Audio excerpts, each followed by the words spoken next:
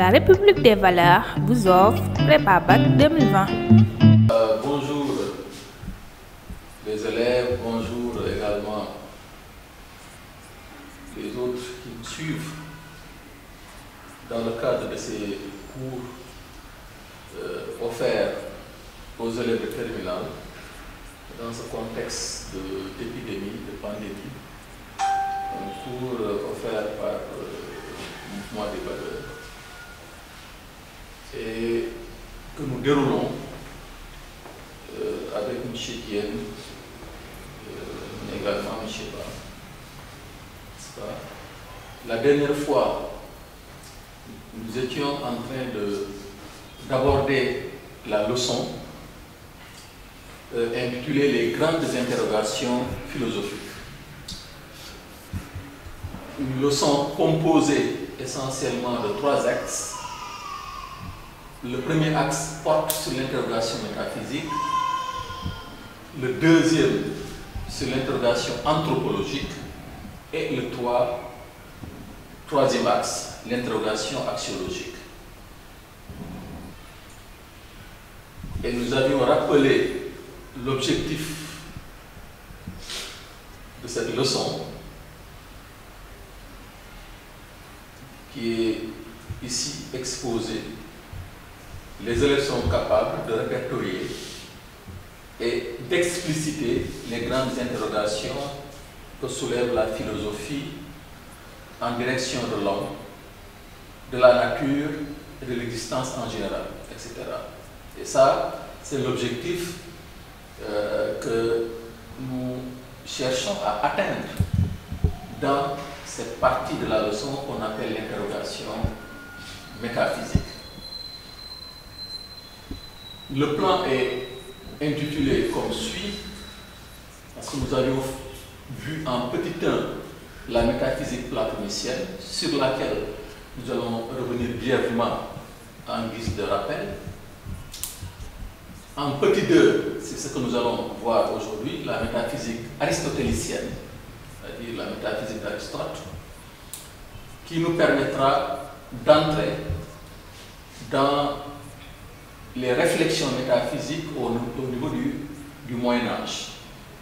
Et quand nous parlons ici de la métaphysique, nous allons voir, c'est pourquoi nous avons parlé d'hypothèque, que la métaphysique, à partir du Moyen-Âge, n'est plus ce qu'elle était avec les Platon et les Aristote.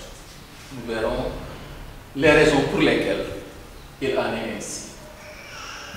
Nous enchaînerons avec la métaphysique cartésienne, qui a été enfantée par les problèmes suscités par cette métaphysique en collision avec la religion, comme nous le verrons pendant cette période du Moyen-Âge. Et nous parlons également des critiques portées sur la pensée métaphysique, déclinée en 5.1, le point de départ kantien du philosophe Emmanuel Kant, en 5.2, la critique des positivistes et des néopositivistes, qui sont des penseurs qui ont eu à critiquer la pensée métaphysique. Et en 5.3, nous parlons de l'actualité de la pensée métaphysique. Pourquoi la pensée métaphysique est une pensée qui reste encore actuelle. Voilà le plan que nous allons suivre dans ce cours. Mais si nous rappelons cette phrase célèbre de Whitehead, qui dit qu'au fond, toute la philosophie après Platon n'est rien d'autre que des notes en bas de page de la philosophie. Autrement dit, il n'y aurait pas eu certainement la métaphysique aristotélicienne s'il n'y avait pas eu la métaphysique de Platon, pour plusieurs raisons. D'abord parce que Aristote lui-même était un élève de Platon. Il s'était inscrit à l'Académie, c'est le nom de l'école de Platon, et il va cheminer avec Platon pendant 20 ans. Et la métaphysique d'Aristote est une réaction envers la métaphysique de Platon. C'est pourquoi il est quasiment impossible de comprendre la métaphysique d'Aristote si on ne comprend pas au préalable la métaphysique de Platon. Pourquoi la dernière fois nous nous sommes beaucoup appesantis sur la métaphysique platonicienne en montrant que Platon a cherché à travers sa métaphysique à tirer au clair une opposition entre deux monuments de la philosophie présocratique, à savoir Parménide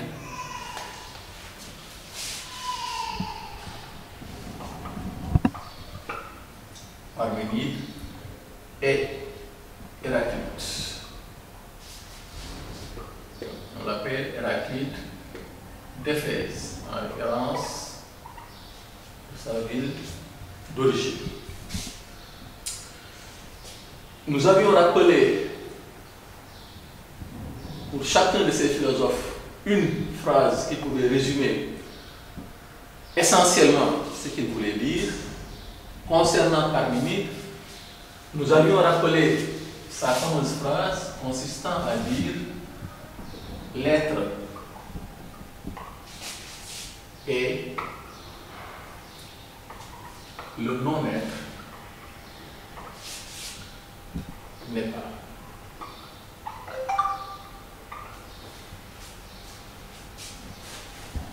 Concernant Héraclite, on ne se baigne pas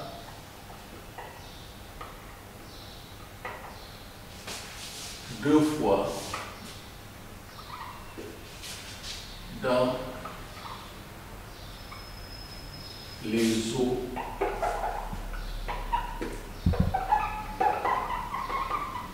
d'un même fleuve. On voit parfois la traduction, on ne descend pas deux fois dans les eaux d'un même fleuve, parce que Héraclite comme Parménide écrivait en grec. Donc, ces phrases que nous écrivons en français sont des traductions.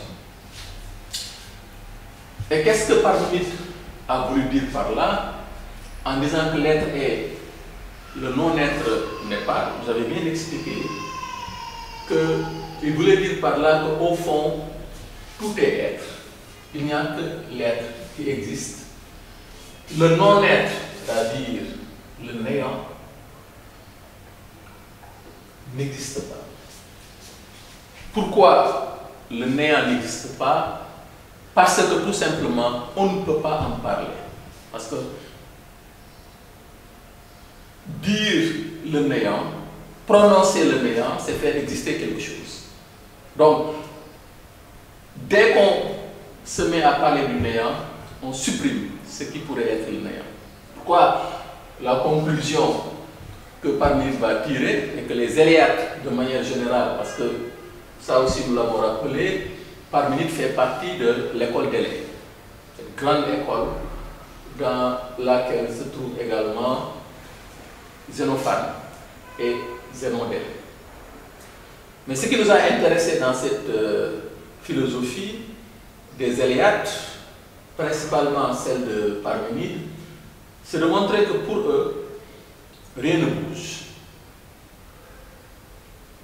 Tout est immobile, et nous avions résumé cela par une expression, l'immobilisme universel.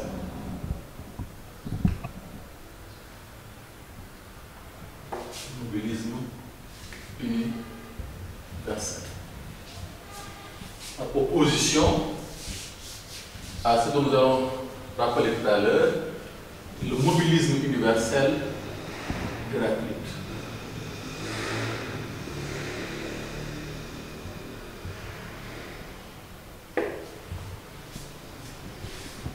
Cela veut dire quoi? Que pour les Éléates, le mouvement en tant que tel n'existe pas parce que nous sommes dans un monde plein. Et dans un monde plein, il n'y a pas d'espace dans lequel on peut se mouvoir. Alors que Héraclite, lui, posait que si on ne se baigne pas 2 fois dans les eaux d'un même fleuve, c'est parce que l'eau est en train de couler en permanence. Mais il n'y a pas que l'eau seulement qui coule en permanence. Tout coule, penkarein en grec, tout coule, tout change. Voilà. Rien ne reste éternellement identique à lui-même. Platon est héritier de ce débat-là. Je l'avais dit, parce que son maître, Cratyle, parce qu'on connaît surtout Socrate comme étant le maître de Platon, mais ça, nous ne cessons de le rappeler tout le temps, c'est Platon qui se considérait comme disciple de Socrate, mais Socrate ne le considérait pas comme disciple. Mais celui par le biais duquel il a connu la philosophie d'Héraclite, c'est son maître Cratyle.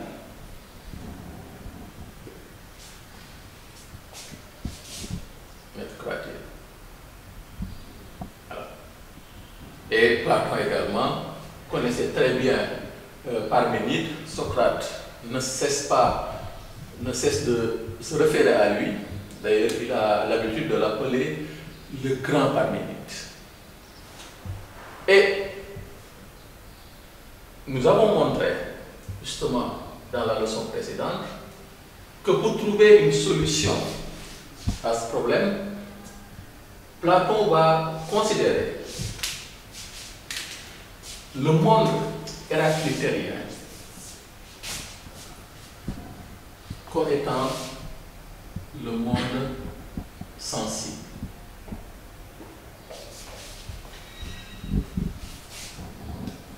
Et le monde parménidien comme étant le monde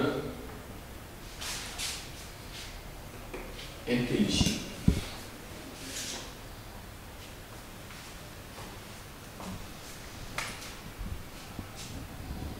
Le monde intelligible étant caractérisé par l'absence de changement, comme Parménide l'a montré, alors que le monde sensible, comme Héraclite l'a montré, est le monde du changement, de la transformation, le monde de la génération et de la corruption, comme disaient les Grecs.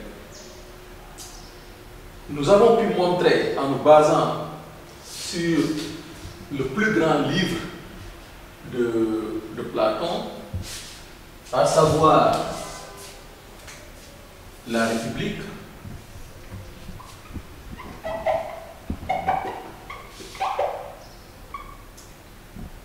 notamment les livres 6 et livre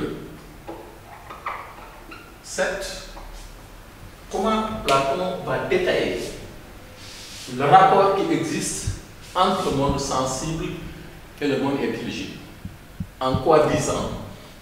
En montrant principalement que si le monde sensible est un monde en perpétuel changement, en perpétuelle mobilité, dans un monde semblable, on ne peut pas y fonder une vérité stable qui ne change pas.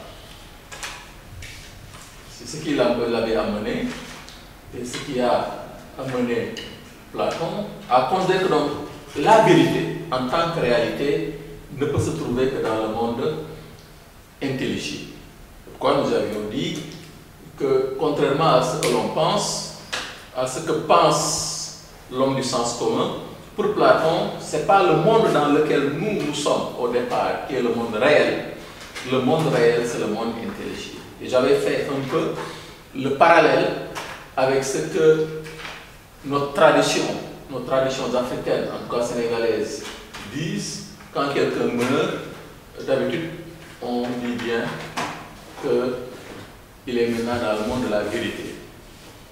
Sous-entendu que nous qui sommes là, les survivants sont dans le monde du mensonge. Voilà un peu ce que nous avons vu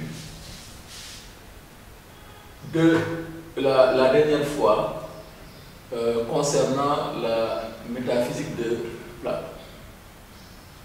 La question que nous cherchons à répondre, mais les questions que nous cherchons à répondre aujourd'hui, c'est qu'est-ce qui a gêné Aristote dans la métaphysique de Platon?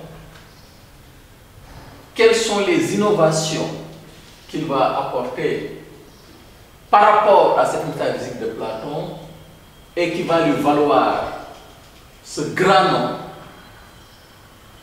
qu'on lui avait donné au Moyen-Âge, n'est-ce pas, le maître de ceux qui savent. C'est ça qui va être aujourd'hui l'objet de notre cours.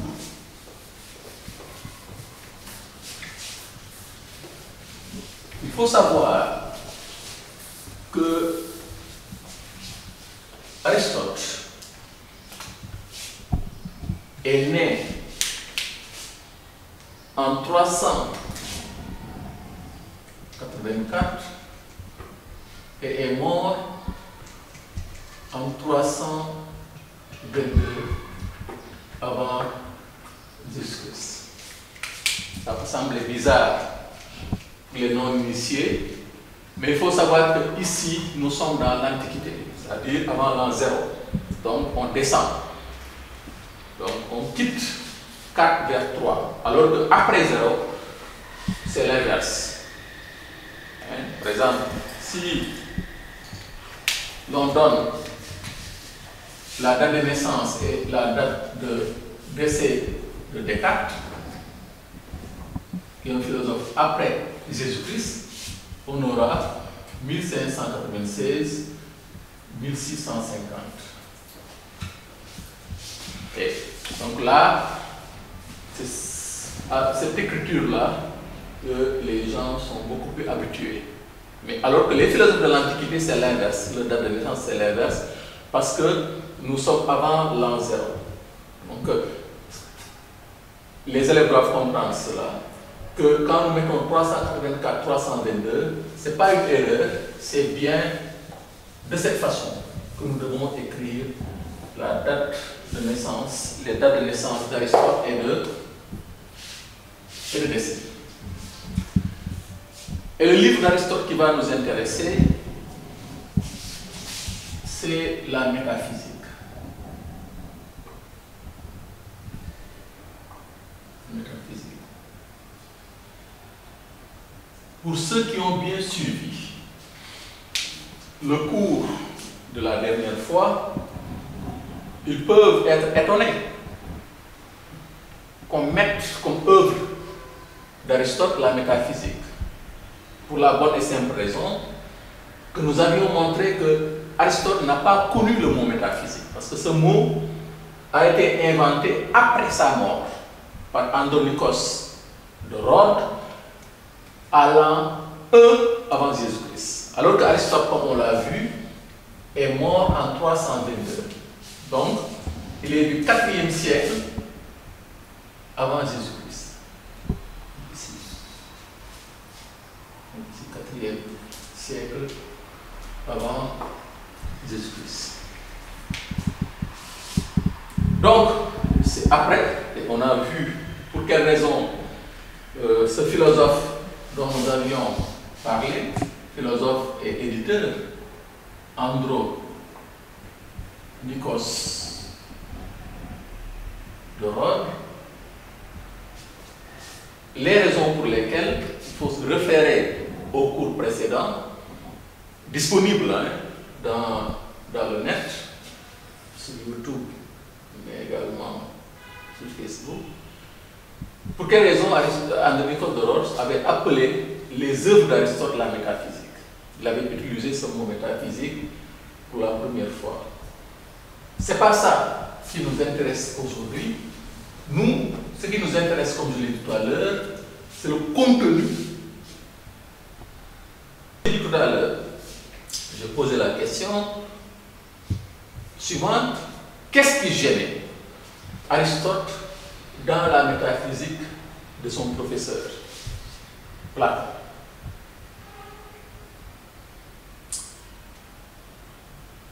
Pour ne rien compliquer, parce que ce cours est prioritairement destiné aux élèves. Donc nous n'allons pas faire une métaphysique comme à la fac pour des étudiants ou bien pour des spécialistes de philosophie.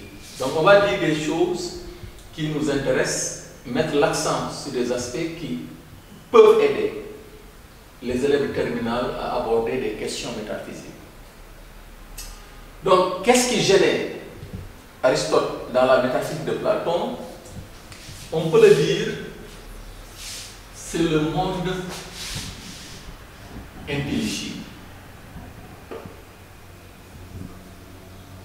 Pour Aristote,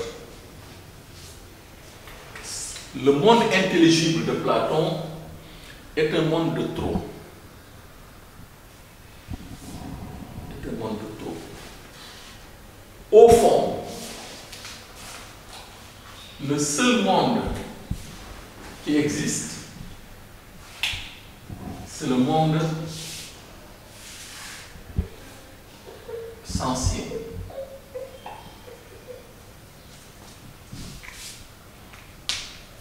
Lequel se décline en deux mondes. Le monde supralunaire et le monde sublunaire.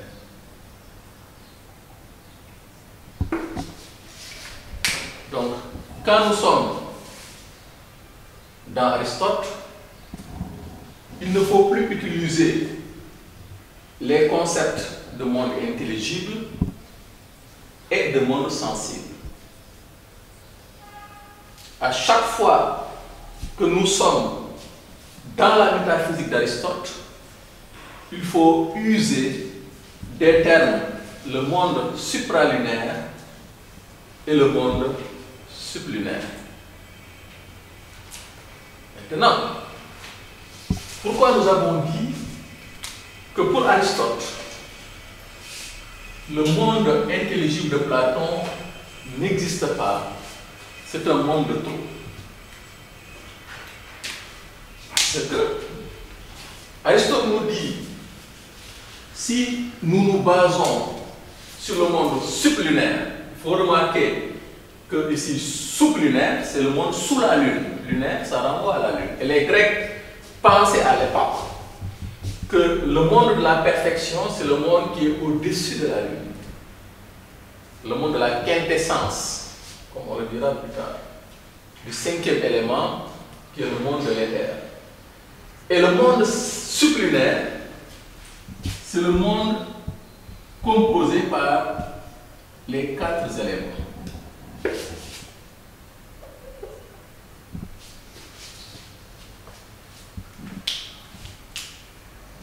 Qui sont les éléments de base à l'origine de tout ce qui existe, à savoir l'eau, le feu, l'air, la terre.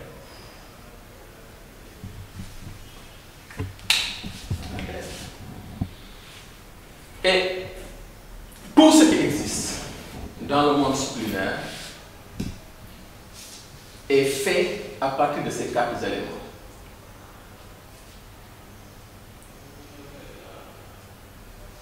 Pourquoi le monde supralunaire, qui est le monde de la quintessence, va être le monde du cinquième élément. Ici, le cinquième élément.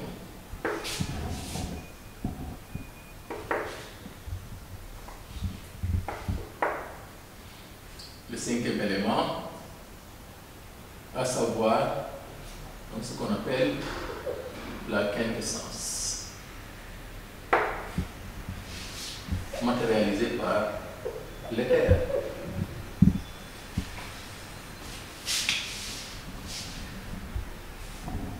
Et si nous commençons Commençons par le monde sublunaire. Aristote nous dit, dans ce monde sublunaire-là, ce que nous remarquons, c'est que nous avons 4 éléments de base, comme je l'ai dit, l'eau, le feu, l'air, la terre. Et ces 4 éléments de base sont des êtres. Et la question qu'il faut se poser est la suivante. La question suivante. Qu'est-ce que ces différents êtres ont de commun? À quel niveau ils ne se différencient pas? Autrement dit, nous dit Aristote, quel est cet être? C'est pourquoi la question métaphysique par excellence posée par Aristote est la suivante. Qu'est-ce que l'être en tant qu'être?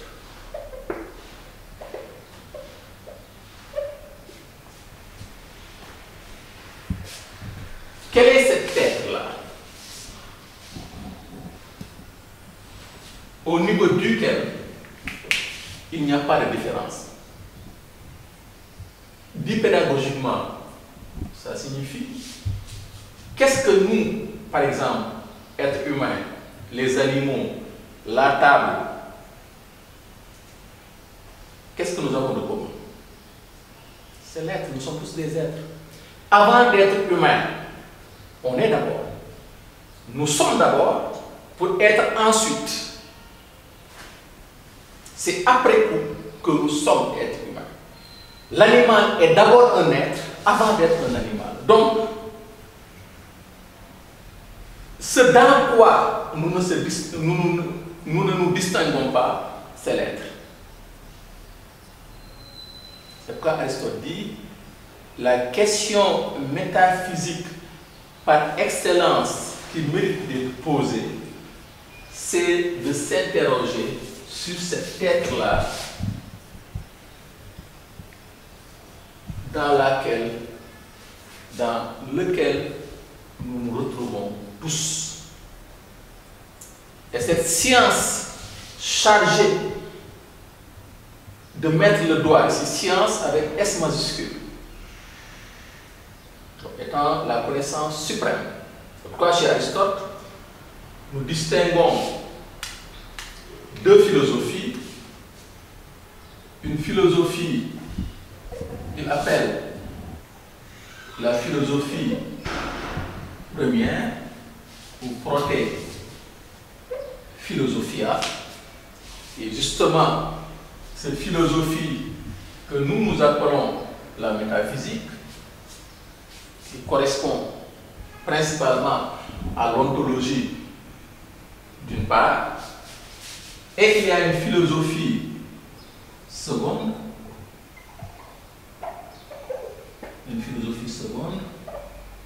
qui correspond à la physique.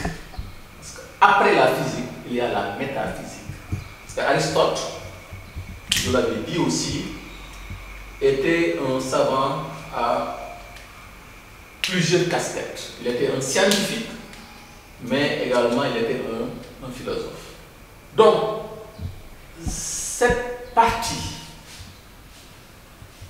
de la science avec S majuscule, qui se charge d'enquêter sur l'être, c'est ce qu'Aristote appelle l'ontologie.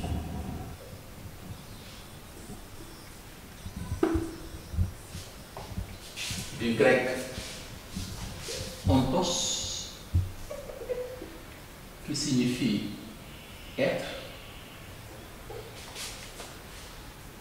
et logos, qui signifie étude, discours, et parfois même la raison. Donc l'ontologie est la science de l'être en tant qu'être. Quoi Aristote dit, dans une citation célèbre, qu'il y a une science qui étudie l'être en tant qu'être, c'est-à-dire ses attributs essentiels. Et les autres sciences, qui sont des sciences parcellaires, étudient les autres aspects de l'être, comme les mathématiques par exemple, qui s'intéressent à l'étendue continue, la géométrie, et l'étendue discontinue, l'algèbre.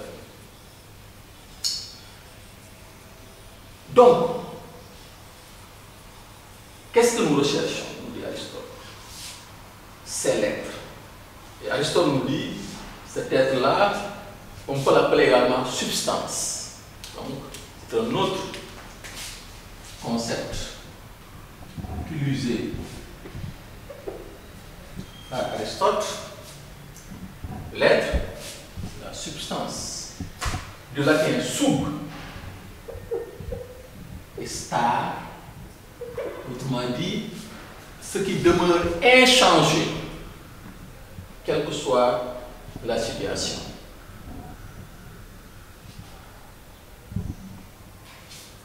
C'est pourquoi, là, si nous avons l'ontologie, ici on aura l'ousiologie. Théorie de la substance. Mais Aristote va dire que cet être-là que nous cherchons, si nous sommes dans le monde disciplinaire, il y a deux constats à faire.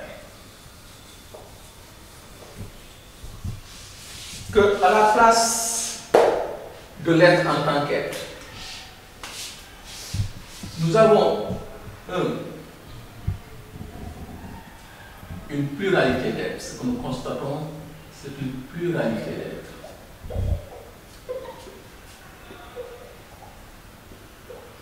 On a l'être du tableau, on a l'être de la table, on a l'être de l'homme, on a l'être de la chaise, on a l'être de l'animal. On a plusieurs êtres. Mais non seulement nous avons plusieurs êtres, mais ces êtres sont également hiérarchisés. Donc, une pluralité d'êtres doublée d'une hiérarchie.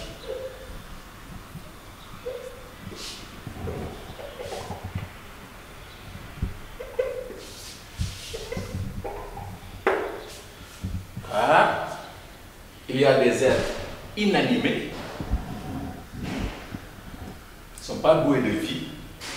Il y a des êtres animés, doués de vie, comme l'animal. Il y a des êtres doués de vie. On peut détailler cela d'ailleurs ici au niveau du tableau. On a un peu d'espace ici. Donc, on a les êtres inanimés. On a les êtres qui sont animés.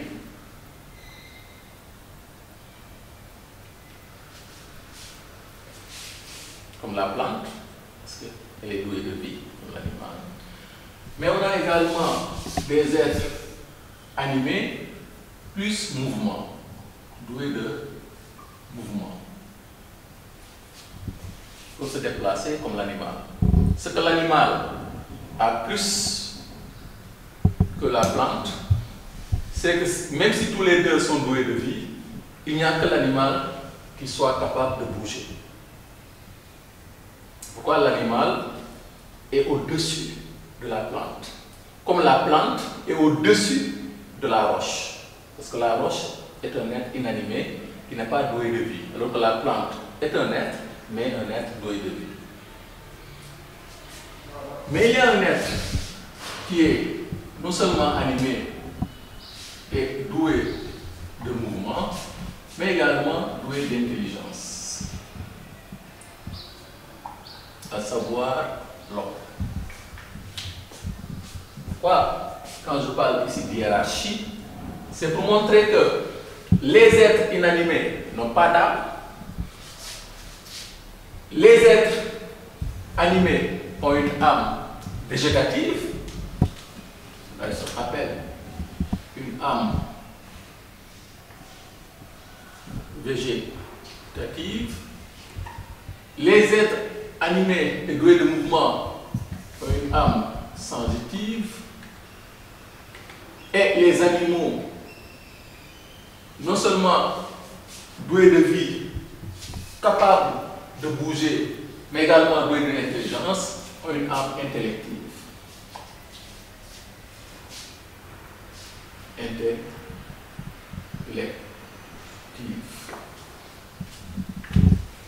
Et là, la hiérarchie est très claire.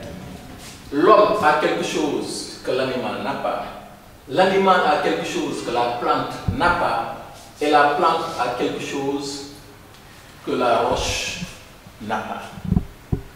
Donc, dans le monde sublunaire, il y a une pluralité d'êtres. Mais il n'y a pas que plusieurs êtres. Ces êtres également sont étagés. C'est des êtres hiérarchisés. Premier constat.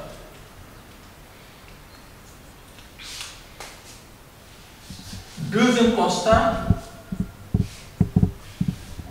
il y a que cet être-là, l'être, est introuvable. Tant que nous restons dans le monde sensible, on ne peut pas mettre la main sur l'être en tant qu'être.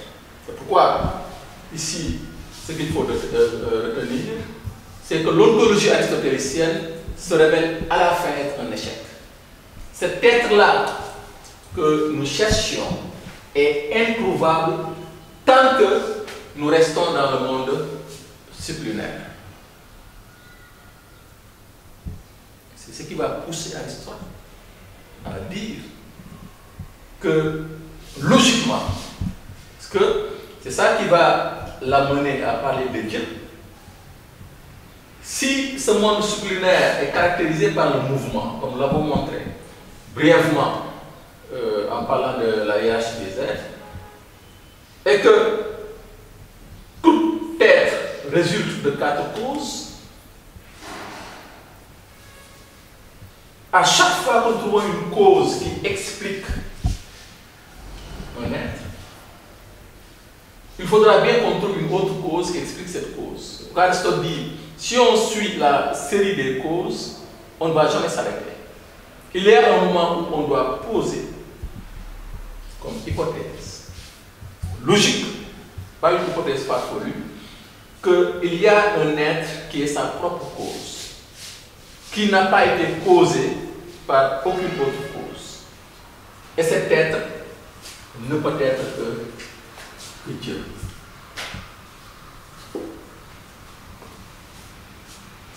Dieu ou le premier moteur.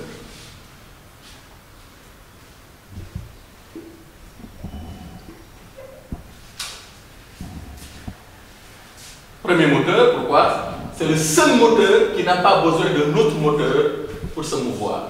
Parce que Dieu n'est pas mu par autre chose que par lui-même. Et cette science qui étudie Dieu, qui s'intéresse à Dieu, c'est la deuxième que Aristote appelle la théologie. Du grec théos signifie Dieu, et logos, comme on l'a dit tout à l'heure, qui signifie étude. La théologie, en tant que science du premier moteur de Dieu, règle le problème de l'imperfection du monde sensible. Tel que Platon en parlait, du monde sublunaire, si nous respectons la terminologie aristotélicienne.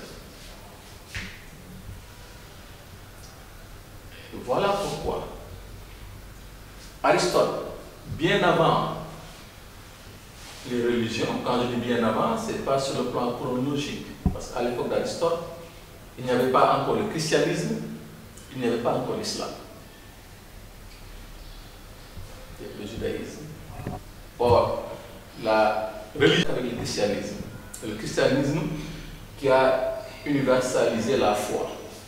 Donc les Grecs ne connaissaient pas ce Dieu-là dont on parle dans l'islam, dans le christianisme et dans le judaïsme. C'est l'inverse qu'il faut dire. C'est les théologiens, cette fois-ci monothéistes, à commencer par les théologiens musulmans, parce qu'il faut rappeler que c'est les musulmans qui ont connu en premier la philosophie grecque. Parce que dans les conquêtes musulmanes, ils vont traverser la Grèce pour aller en Espagne. Et ils vont découvrir cette philosophie et ils vont se mettre à la traduire. Pourquoi il y a de grands philosophes musulmans, contrairement à ce que certains pensent, comme Averroès, Ibn Rushd, qui sont considérés comme des monuments de la philosophie aristotélicienne. C'est la même chose au XIIIe siècle avec Saint Thomas d'Aquin, qui va essayer de concilier la métaphysique aristotélicienne et l'enseignement de la Bible. Et d'ailleurs, le titre de son livre est assez emblématique de cet état de fait, parce qu'il titre son livre Somme théologique.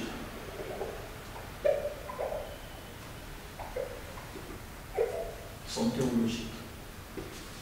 Saint Thomas d'Aquin, qui est un philosophe chrétien du XIIIe siècle, un monument de la philosophie aristotélicienne. Qu'est-ce qui va se passer quand les religieux musulmans, chrétiens, vont entrer en possession de cette philosophie, vont connaître plus exactement cette philosophie d'Aristote? Ce qu'ils vont lire d'Aristote sur Dieu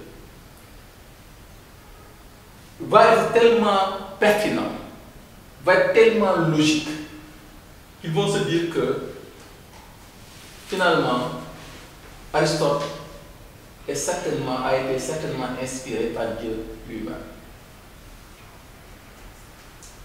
A été certainement inspiré par Dieu lui-même, parce que effectivement le Dieu dont nous parlons dans nos religions, c'est au fond le même Dieu dont parle Aristote dans sa philosophie. Or, si nous restons dans la philosophie d'Aristote, pourquoi certains commentateurs n'hésitent pas à parler de détournement de la pensée d'Aristote? Parce que ces religieux-là vont faire fi d'un certain nombre de considérations très importantes chez Aristote. En l'occurrence, Aristote va dire que son Dieu n'a fait qu'une seule chose, c'est de réaliser le monde.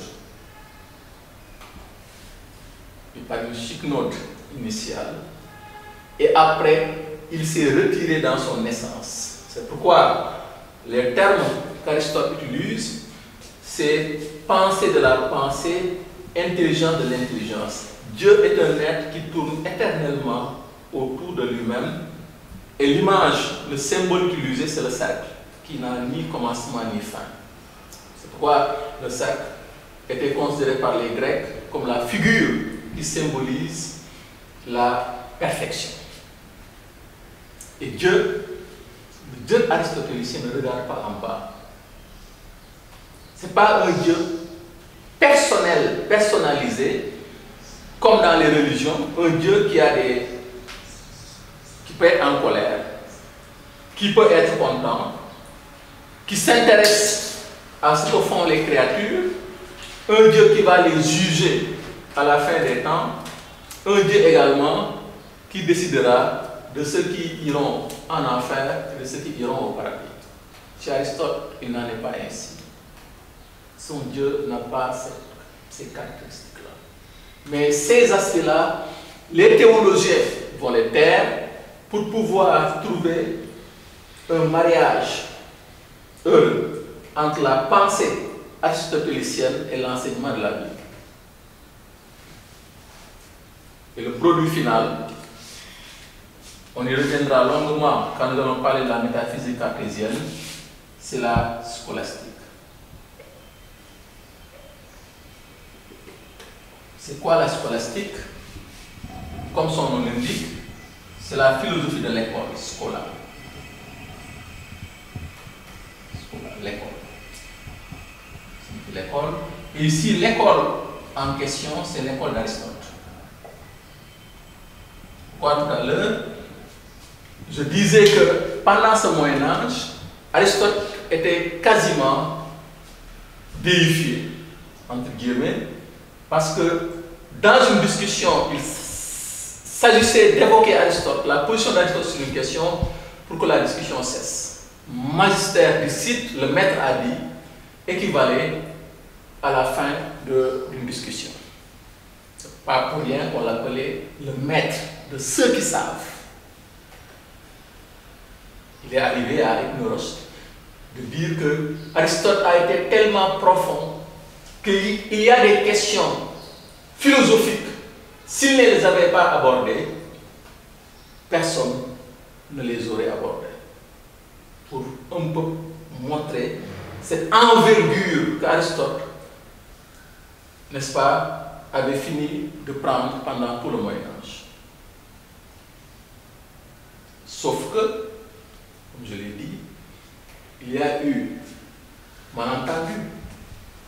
Parce que le Dieu dont parle Aristote est un Dieu logique. Nous avons bien montré que c'est l'échec de l'ontologie qui a amené Aristote à la théologie. N'eût été l'échec de l'ontologie, Aristote n'aurait pas parlé de la théologie. C'est pourquoi on parle de théologie négative. Autrement dit, les attributs qu'on affecte à Dieu, c'est des attributs par défaut de l'homme. Si Dieu est immortel, c'est parce que l'homme est mortel. Si Dieu est parfait, c'est parce que l'homme est imparfait.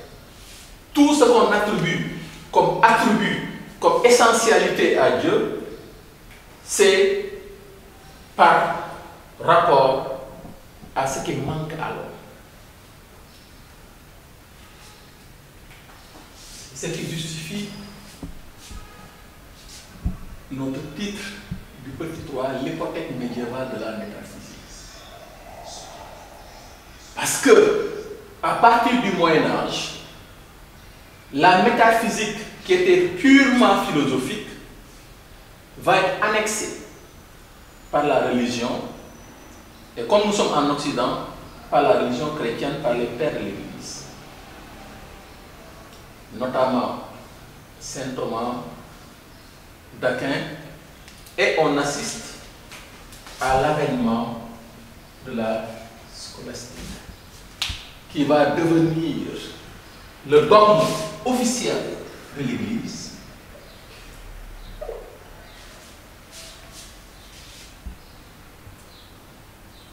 au point qu'il y aura un tribunal qui va être mis sur pied, l'Inquisition,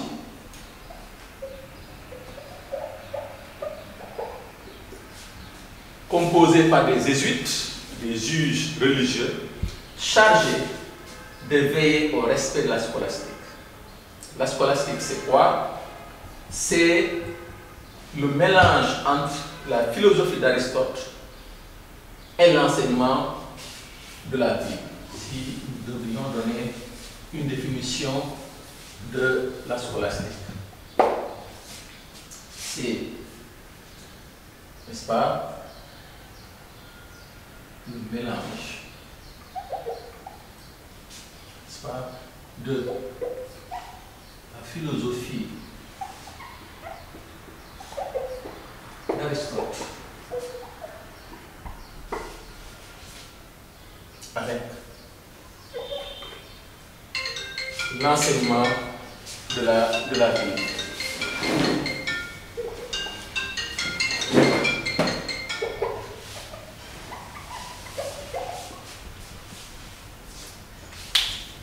ce savoir-là était considéré comme le seul autorisé durant toute cette période.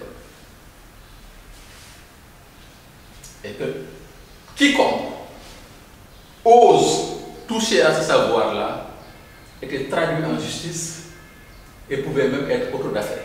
Ce qu'on appelait auto d'affaires, c'est une sanction ultime qui consiste à brûler vif un intellectuel avec ses livres.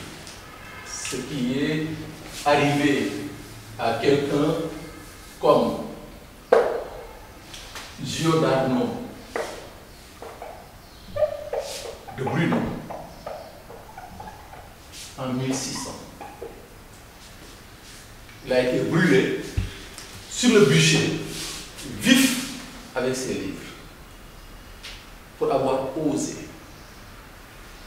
critiquer la scolastique, notamment en ce qui concerne l'Immaculée Conception de Marie. Nous avons vu en épistémologie également que Galilée subira également une sanction, pas un auto d'affaires, n'est-ce pas?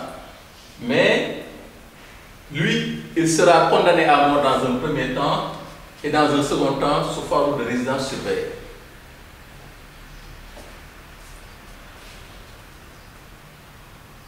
Et Galilée, n'est-ce pas, qui est un physicien italien du XVIIe siècle, partage le même siècle avec Descartes, qui est un Français. Si Galilée va contester le géocentrisme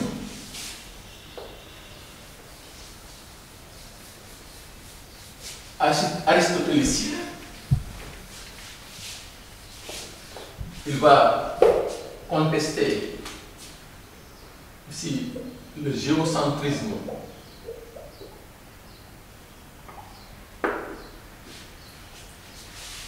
mis sur pied par Aristote et adopté par l'Église, ce qui fera que quiconque touche au géocentrisme, le géocentrisme, on l'avait dit dans le cours sur la métaphysique, c'est cette théorie physique au départ, mise sur pied par Aristote, selon laquelle la Terre est au centre du monde. Galilée montrera par la suite comment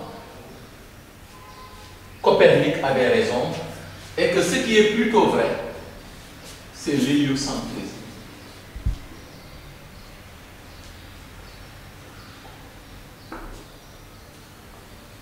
L'héliocentrisme étant la théorie selon laquelle le Soleil est au centre du monde, en référence au dieu de la mythologie Hélios. Mais quand Galilée va le dire et l'écrire, on avait parlé de son ouvrage publié en 1632, Dialogue sur les deux grands systèmes du monde, où il pourfend carrément le géocentrisme aristotélicien. Résultat des courses, il va être traduit en justice par l'Inquisition et on connaît la suite. Condamnation à mort, résidence surveillée jusqu'à la fin de sa vie. Pour vous dire que la scolastique était devenue un dogme intouchable. Descartes, étant informé de la condamnation de Galilée, va avoir un problème. Parce que l'ouvrage, le traité qu'il avait envisagé de sortir, aboutissait aux mêmes conclusions que Galilée. Je vous ai dit, Descartes et Galilée sont contemporains.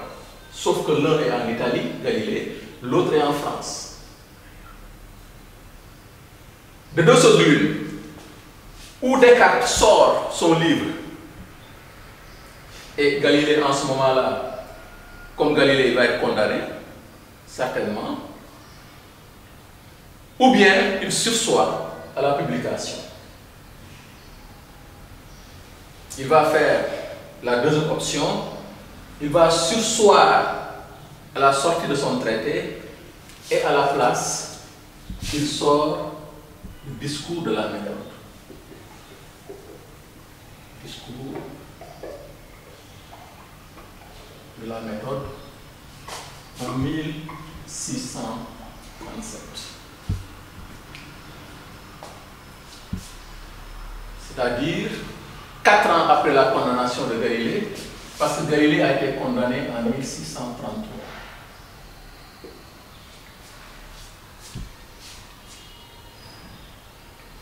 Pourquoi? Discours de la méthode. Et là, nous entrons de plein pied dans la métaphysique cartésienne. Nous venons de montrer comment, de la métaphysique de Platon, on est passé à la métaphysique aristotélicienne. Mais nous allons montrer maintenant comment, de cette métaphysique aristotélicienne, couplée avec l'enseignement de la Bible, on va passer à la métaphysique cartésienne. C'est ce que nous venons de dire. Suite aux événements liés à Galilée, Descartes va changer de stratégie. D'aucuns parlent de peur, mais nous n'entrons pas dans ce débat-là, dans le cadre d'un cours de philosophie. Mais lui, ce qu'il a écrit, c'est qu'il ne voulait pas publier son traité parce que les polémiques que cela allait engendrer va l'empêcher de travailler. C'est pourquoi il a préféré, bien sûr les tempéraments ne sont pas les mêmes, Galilée a un tempérament beaucoup plus chaud que Descartes, ce que Sartre d'ailleurs lui reprochera sur une autre question, mais toujours est-il que Descartes suspend la publication de son traité et à la place il sort du discours de la méthode, et l'objectif du discours de la méthode est clairement décliné dès les premières phrases du discours, parce que Descartes va dire, s'il y a polémique souvent sur la vérité, c'est parce que nous n'utilisons pas de la même façon notre raison. Voilà cette première phrase célèbre que beaucoup d'élèves de terminale connaissent. Le bon sens est la chose au monde la mieux partagée. La raison existe en chacun de nous. Le bon sens, c'est synonyme de la raison. Donc le bon sens.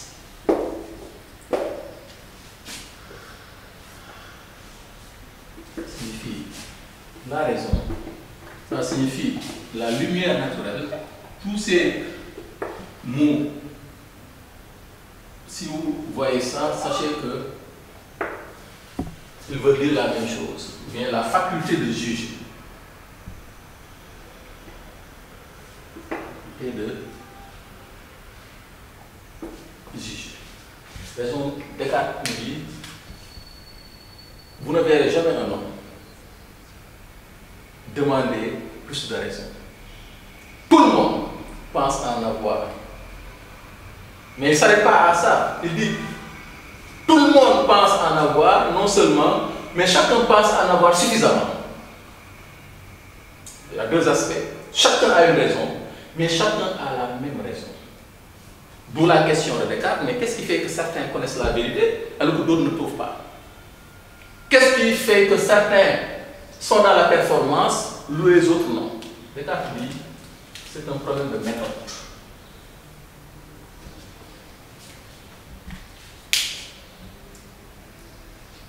On a beau avoir une richesse entre les mains, si on ne sait pas l'utiliser, ça ne servira à rien. On a beau avoir le portable le plus performant, si on ne sait pas l'utiliser, le problème, ce n'est pas l'intelligence. Le problème, ce n'est pas la raison, mais le problème, c'est la méthode.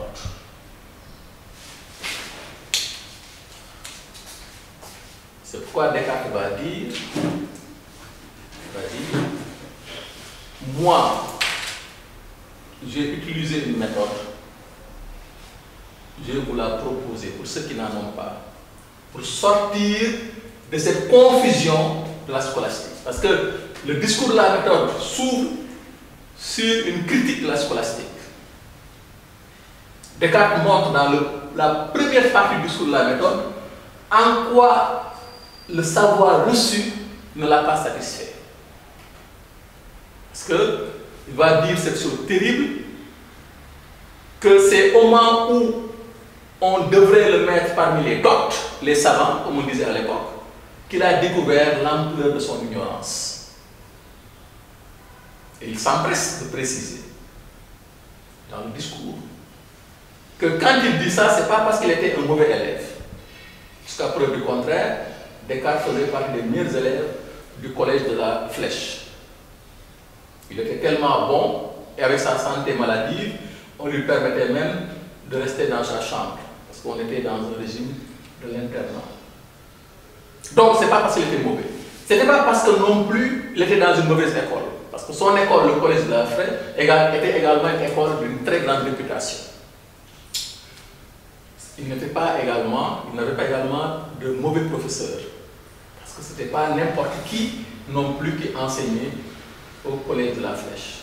Donc, Descartes nous dit, quand il dit qu'il n'est pas satisfait par le savoir reçu, ce n'est pas un problème d'école, ni de compétences personnelles, ni de ses enseignants, mais c'est le savoir reçu, la scolastique, qui l'indisposait. Il dit qu'il n'y a rien dans ces scolastiques qu'on discute. Ils connaissent le discours de la méthode, savent que c'est des mots que j'emprunte à Descartes.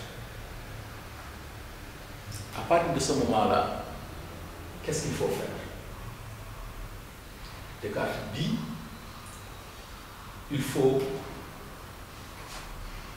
essayer de voir est-ce qu'il ne serait pas possible de parvenir à une vérité que personne ne va discuter, contrairement à ce qui se passe dans la scolastique. Voilà ce qui est à l'origine du chantier de Descartes, de l'entreprise cartésienne. L'entreprise cartésienne, n'est-ce pas? Excusez-moi. Ça signifie quoi? Ça signifie que Descartes va décider d'aller à la recherche d'une vérité inébranlable, comme il disait, indubitable, c'est-à-dire une vérité par rapport à laquelle personne ne peut émettre des réserves. Voilà l'objectif de la métaphysique cartésienne. C'est pourquoi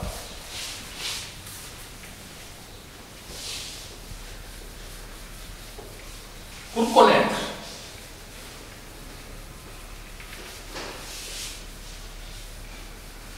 la métaphysique cartésienne, il y a 3 livres qui peuvent nous permettre de bien saisir sa pensée métaphysique. Le premier livre, j'en ai parlé, c'est le discours de la méthode. Discours de la méthode. Notamment à la 4e partie.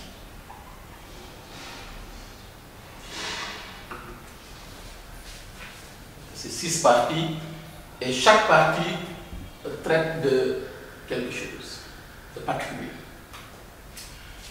Il y a également, parce que pour la petite histoire, la publication du discours de la méthode a comme cible les non-philosophes. C'était pas... les spécialistes sont d'accord là-dessus. Le discours de la méthode fait partie des premiers livres écrits en français. à l'époque, au XVIIe siècle, le français était considéré comme la langue des femmes. Et les femmes symbolisaient l'analphabétisme, justement.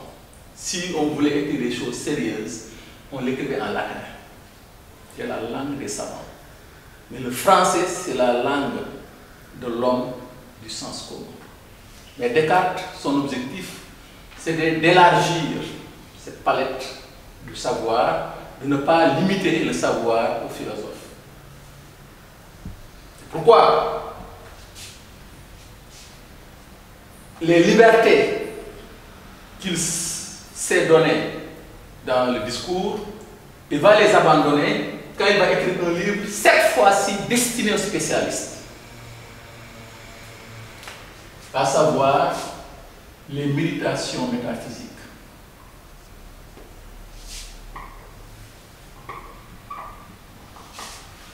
Oubliez d'abord en latin, comme je viens de le dire, parce que c'est destiné aux spécialistes. Et les méditations métaphysiques reviennent sur les thèmes du discours de la méthode, mais cette fois-ci avec une volonté de rigueur extrême. Le troisième livre dans lequel on peut lire la métaphysique de Descartes, c'est les principes de la philosophie.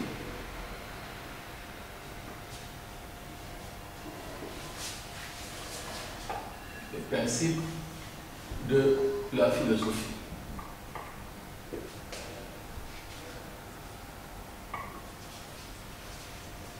Et c'est dans ces principes de la philosophie, surtout au niveau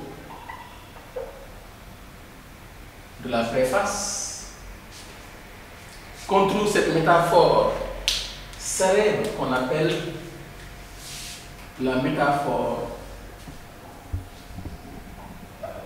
arboresque ou arborescente.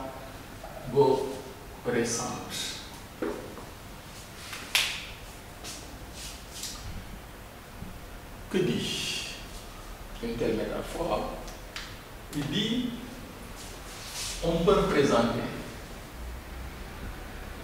toute la philosophie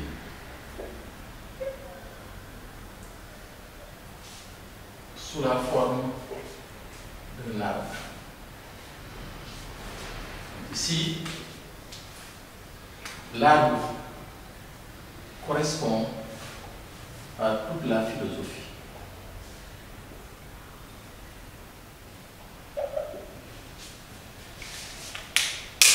Et comme tout arbre, il y a trois parties.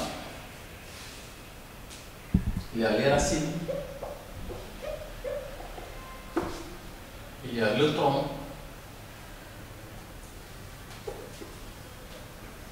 il y a les branches.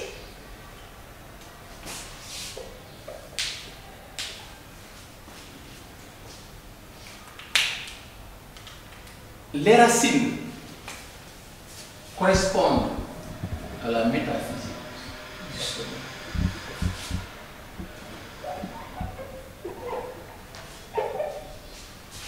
Le tronc, la physique. Et les branches, toutes les autres sciences qu'on peut réduire à trois: la morale, la médecine et également la mécanique.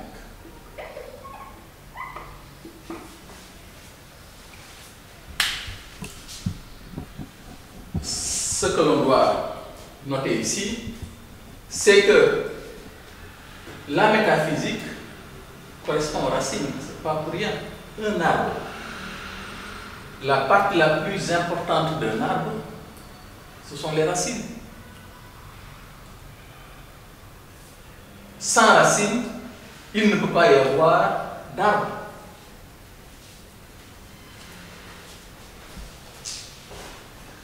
De la même façon, nous dit Descartes, Sans métaphysique, il ne peut pas y avoir de physique, il ne peut pas y avoir de mécanique, il ne peut pas y avoir de médecine, il ne peut pas y avoir aucun autre savoir. Parce que la métaphysique constitue le soubassement, le fondement de tous les savoirs. Si la métaphysique n'est pas fondée, aucun autre savoir ne peut être fondé. C'est pourquoi, on le verra quand nous parlons de Dieu, Descartes dira que un mathématicien qui ne croit pas en Dieu ne devrait pas être un bon mathématicien. Nous verrons pourquoi. Donc, s'il a mis la métaphysique au niveau des racines, c'est pour montrer que c'est le fondement. Un bâtiment a beau être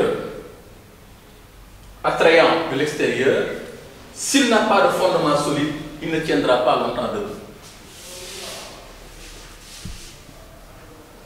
Un homme a beau avoir une physique extraordinaire, mais si son âme, si sa pensée n'est pas bien formée, cet homme-là ne va être un bon représentant de l'humain. Parce que ce qui nous distingue des bêtes, et en cela, Descartes est très platonicien, c'est la pensée. Le corps, nous le partageons avec les animaux. Je rappelle souvent aux élèves qu'on a tendance à l'oublier, on a une partie animale. La preuve, nous fonctionnons de la même façon sur le plan corporel, physique que les animaux. Nous faisons ce que les animaux font, exactement, même si nous l'encadrons avec des considérations morales. Donc, Descartes nous dit, si la métaphysique est le fondement de tous les savoirs, il faut la fonder. Il faut y trouver un fondement solide.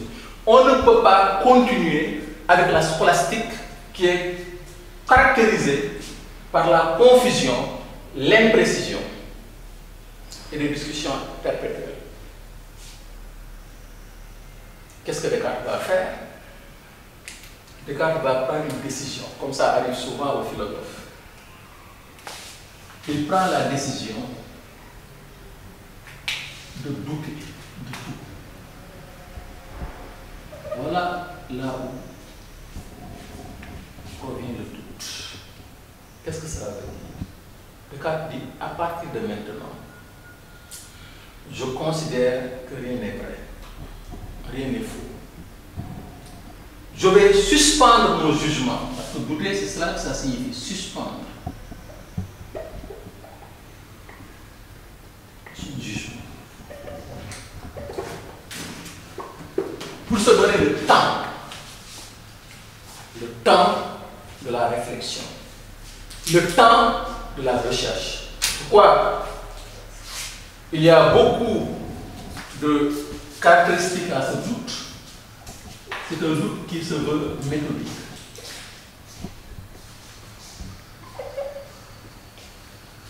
C'est un doute méthodique ou heuristique. On reviendra sur cela tout à l'heure. C'est un doute radical. C'est un doute hyperbolique.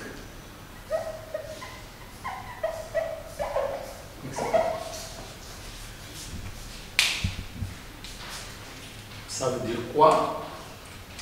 Qu'un doute méthodique, Descartes tient à le distinguer ici avec le doute sceptique.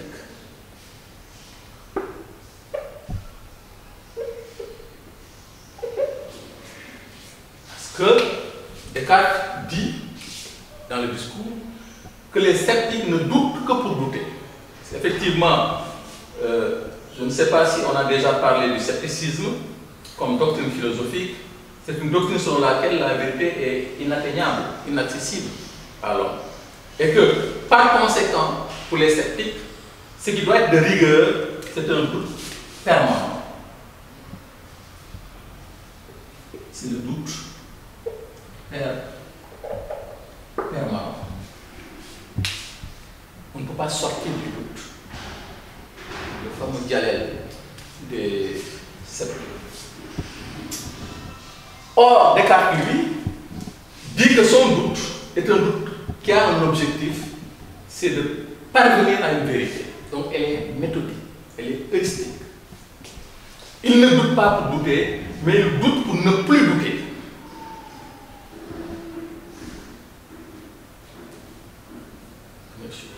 Radical, parce que c'est un doute qui ne laisse rien de côté, presque rien de côté, qui va s'attaquer, parce que Descartes ira jusqu'à douter de lui-même. On y arrivera. Moi, Descartes, qui suis en train d'écrire à côté de ma cheminée, est-ce que tout ça c'est réel? Est-ce que je ne suis pas en train de dormir? Qu'est-ce qui me permet de faire le distinguo, la distinction entre la réalité et l'irréalité? Parce que Descartes nous dit combien de fois il m'est arrivé dans mon sommeil de penser que j'étais dans la réalité, mais en me réveillant, je me suis aperçu que tout cela n'était qu'un rêve. À quel moment je peux dire clairement que je ne rêve pas? À quel moment je peux dire clairement que je suis dans la réalité? On voit en quoi ce doute-là est radical. C'est pas hyperbolique, exagéré. Parce qu'on pourrait me dire, mais Descartes, tu as beau douter de tout, mais ne fais pas douter que 2 plus 2 égale à 4. Les vérités mathématiques. Descartes dit pourtant si. Qu'est-ce qui empêche un Dieu trompeur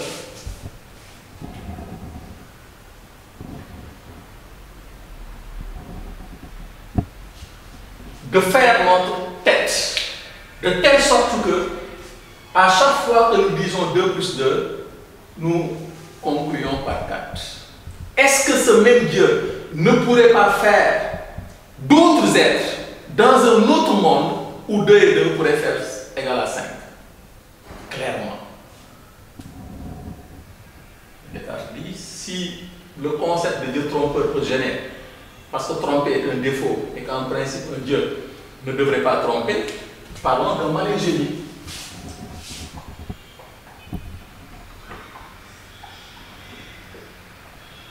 Donc, naissance n'est que d'essayer de nous tromper. Ce malingénie, est-ce qu'il ne pourrait pas nous tromper sur nos certitudes les plus absolues? Descartes ne va pas limiter son doute à cela. Il va dire qu'il faut également douter des sens. Les sens également, parce que nous savons depuis Platon que les sens nous trompent. Combien de fois, je l'ai dit ici un jour, on a vu quelque chose, pensant que c'est tel, alors qu'en vérité, ce n'est pas le cas. Un savoir véritable ne peut pas se fonder sur nos sens. La vérité, ce n'est pas forcément ce que l'on entend. La vérité, ce n'est pas forcément ce que l'on voit. La vérité, ce n'est pas forcément ce que l'on touche. Je donne un exemple banal. La dernière fois, celui qui considère que la vérité, c'est ce qui est réel, ne devrait jamais accepter que la Terre tourne. Pourtant, dans l'espace, nous sommes en train de tourner. Personne ne voit ce mouvement-là s'il n'a pas de vidéo à travers laquelle il peut voir ça. On ne sent pas ce mouvement. On imagine d'ailleurs très mal comment une terre aussi lourde peut tourner. Mais c'est une vérité qui s'appréhende, qui se saisit à partir de l'intellect. Donc la vérité, ce n'est pas ce que les sens nous donnent à voir. C'est pourquoi Descartes nous dit quiconque veut parvenir à une vérité individuelle doit se méfier de ses sens. De la même façon qu'il doit se méfier de ses sens, il doit se méfier également de son imagination. Parce que l'imagination, comme son nom l'indique, c'est l'image de quelque chose. Cette image-là peut être réelle, comme elle peut être irréelle. Elle peut être à l'origine des erreurs. Descartes dit, c'est quand on fait précéder l'entendement par l'imagination ou bien la volonté. Donc, Descartes nous dit, au final, nous nous rendons compte que le doute peut porter presque sur tout.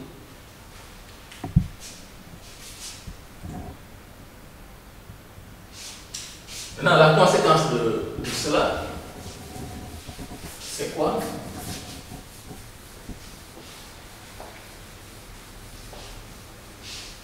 Descartes va dire, j'ai beau douter de tout,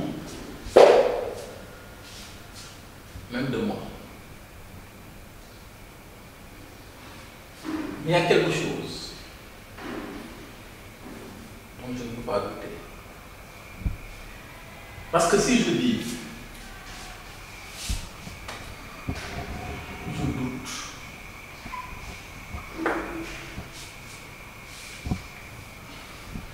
je ne peux pas prononcer cette phrase s'il n'y a pas quelqu'un qui doute.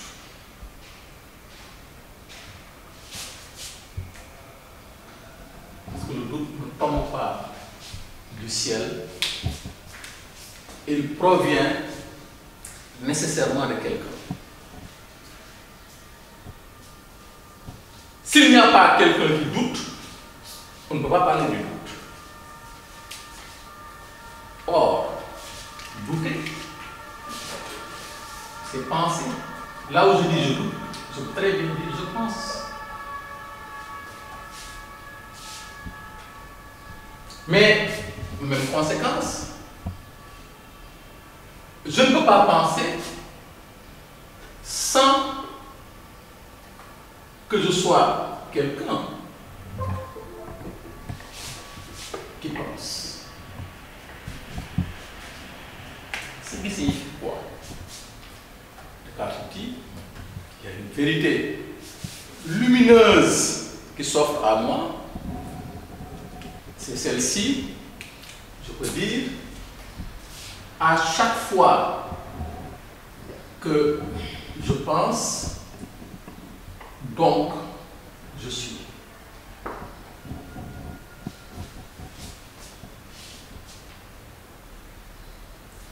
En latin, cogito ergo sum.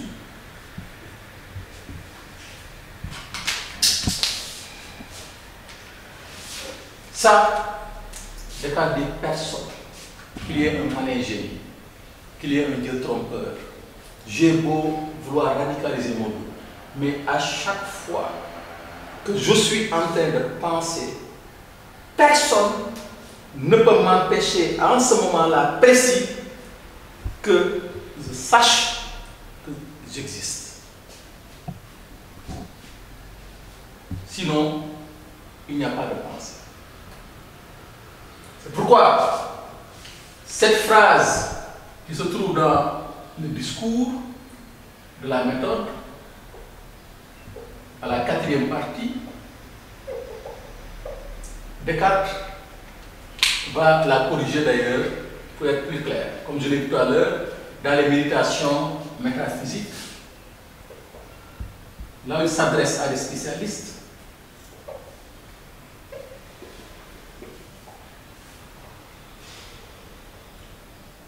qu'est-ce qu'il va dire? Quand il revient sur cette phrase, il dit je pense, je suis. Le don disparaît. On ne voit plus le don. Pourquoi? Parce que si nous disons je pense donc je suis, c'est comme si être était une conséquence de ma pensée. Je pense, la conséquence est que j'existe. Alors Descartes veut dire qu'en réalité, ça ne se passe pas comme ça.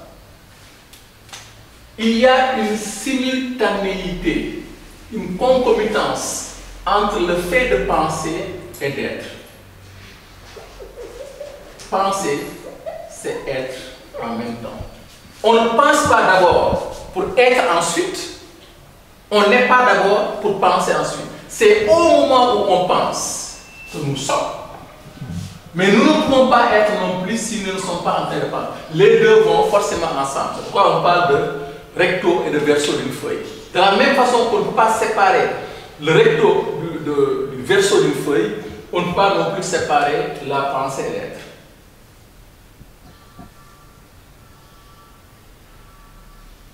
C'est pourquoi Descartes dit, cette vérité-là, je peux la considérer comme la première vérité à laquelle personne ne peut douter.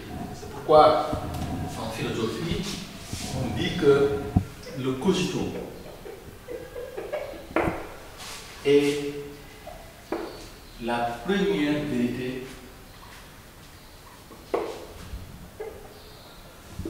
cartésienne, la métaphysique cartésienne. Et Descartes défie même les sceptiques dans la formulation en disant que même l'extravagance, la bizarrerie des sceptiques ne pourrait pas faire que la vérité ne soit pas une vérité. C'est pourquoi, avant le cogito, tout est doute, mais la certitude commence avec le cogito. C'est pourquoi la première conséquence qu'il va en tirer, c'est de dire que désormais, pour qu'une vérité soit acceptable, il faudra qu'elle soit claire et distincte comme le cogito. Désormais, le critère de la vérité, c'est la clarté et la distinction.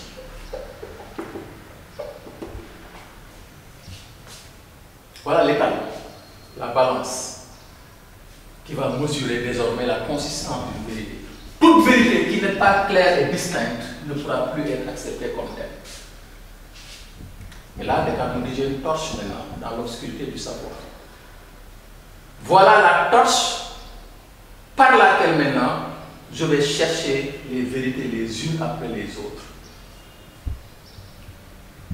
Parce que j'ai un critère, j'ai une balance qui me permet de ne plus me tromper entre le vrai et le vraisemblable, entre le vrai et le faux.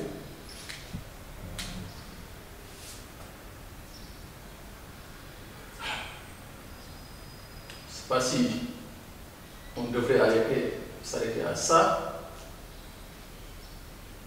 parce que on peut tout juste terminer cette partie en disant que après avoir considéré ça comme critère du vrai, Descartes va maintenant s'attaquer aux questions métaphysiques, aux autres questions métaphysiques. Une question qui va l'intéresser particulièrement, c'est la question qu'est-ce que l'homme? Il y remarquait du doute jusqu'au cogito, jusqu'à ce qu'on trouve le cogito, nulle part il n'a été question du corps de l'homme. Donc, à la question qu'est-ce que l'homme? Nous pouvons répondre en disant que l'homme est un être dont toute l'essence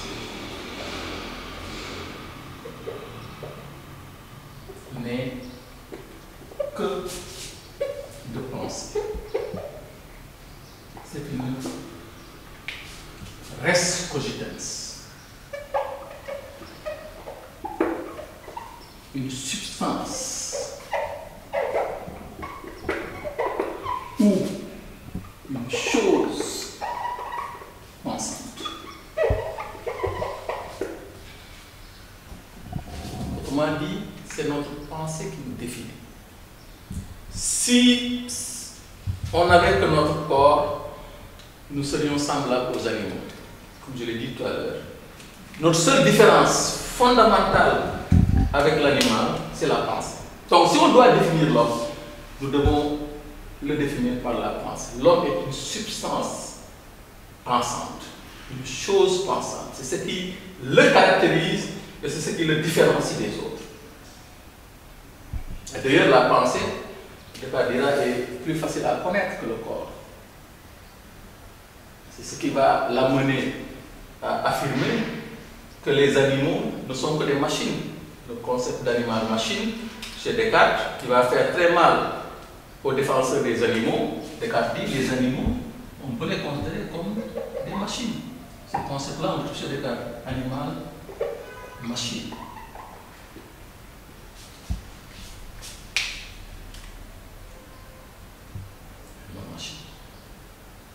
Non, le problème que Descartes va avoir et que certainement nous aborderons le cours prochain, c'est de dire, mais cette clarté, cette distinction que nous avons du cogito, qu'est-ce qui nous garantit qu'il est productrice de la vérité? Elles sont productrices de la vérité. Quoi Descartes va dire, il faut impérativement qu'on sache si Dieu existe ou si Dieu n'existe pas. Si Dieu existe, c'est lui qui va nous garantir nos vérités claires et distinctes. Mais si jamais il n'existe pas, on a beau dire 2 plus 2 égale 4, on ne saura jamais si 2 et 2 ne peut pas être égal à 5 dans un autre monde que Dieu aura créé. Mais si Dieu existe, 2 et 2 feront forcément 4. Parce que si Dieu existe et il nous fait croire que 2 et 2 égale à 4 et fait croire à quelqu'un d'autre que 2 et 2 font 5, il voudra nous tromper. Et comme nous l'avons dit, un Dieu qui trompe n'est plus un Dieu. En tout cas, tel que conceptualisé par les religions monothéistes, Dieu n'a pas de défaut. Ce qui n'est pas le cas des dieux dans la mythologie.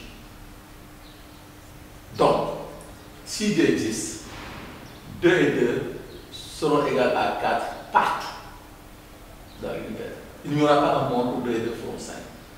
C'est ce qui a amené Descartes à procéder à 3 démonstrations d'existence de Dieu sur lesquelles nous reviendrons en détail, pour ne pas trop bourrer les élèves aujourd'hui, n'est-ce pas?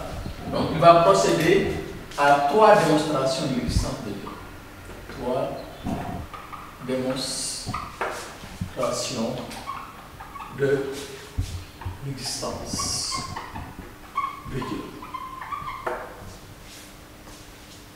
La première démonstration, comme nous le verrons, va s'appuyer sur l'idée d'imperfection. La deuxième, sur l'existence imparfaite, parfaite souvent, et le troisième sur l'argument ontologique.